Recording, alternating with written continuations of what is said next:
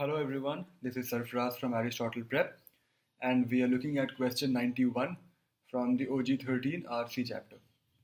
In case you haven't understood this passage properly, please watch the video for question 87 in which I discuss this passage in great detail. So the question says, the passage implies that, which means it's an inference question, in comparing four European countries, Duverger found that the voting rates of women and men were most different in the country in which women.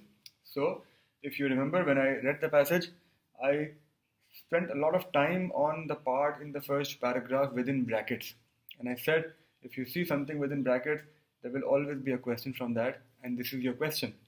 So, based on what was given in the brackets, if you go back to it, it says in the bracket, the difference between men and women's frequency of voting narrows the longer women had the vote.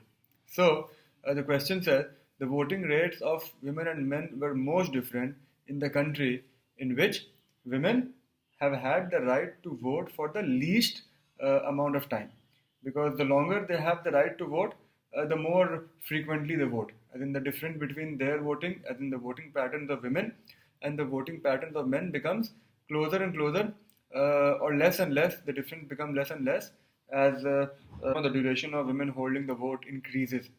So for the difference to be the highest, most different, as the question says, it should be that women should have had the right to vote for the least amount of time. So A says were most politically active, which is wrong. B says ran for office most often, is wrong. C says held the most conservative political views, is wrong. D says had the most egalitarian relation with men, is wrong, so E is your answer. E says had possessed the right to vote for the shortest time, exactly as we predicted. So let me repeat, if you see something within brackets in any passage, focus on that because there will definitely be a question coming from that.